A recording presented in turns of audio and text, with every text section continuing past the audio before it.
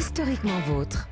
Que ferions-nous sans Stéphane Bern pour nous guider dans la langue française? Non, vous débrouilleriez très bien. On appellerait Bernard Pivot, mais on Maître vous a... Capello peut-être aussi. Maître Capello, lui, il faudrait... Il est moins Notre facile à émission. joindre. Là. Moins facile à joindre, sauf... Ça se fait sur une spéciale spiritisme, Eh ça oui, peut c'est marcher. possible. On peut éventuellement contacter Maître Capello. Stéphane, aujourd'hui, l'expression que vous nous décortiquez est l'expression amour platonique. Oui, quand entre deux personnes, quelle que soit la raison, l'amour n'est pas consommé charnellement, une expression s'impose, on dit que c'est un amour platonique. Mais pourquoi platonique? Alors vous avez donné un peu...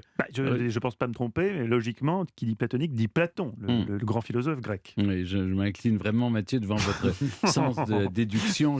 C'est votre deuxième prénom, c'est Sherlock. Oui, ça doit être ça, oui, enchaînez. Oui, Mathieu, il s'agit bien de Platon, mais attention, ce n'est pas ce dernier qui a théorisé cet amour dénué d'accomplissement charnel.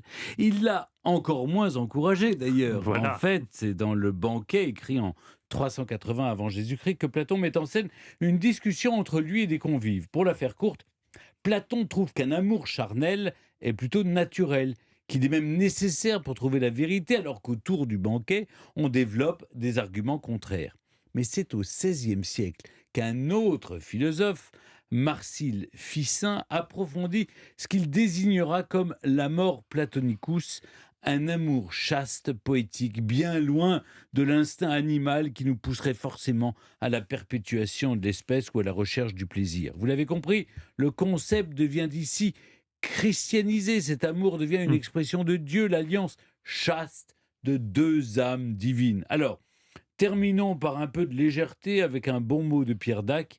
L'amour platonique est à l'amour charnel, ce que l'armée de réserve est à l'armée d'active. Heureusement qu'on n'a pas inventé l'humour platonique, parce que là, ça serait vraiment triste.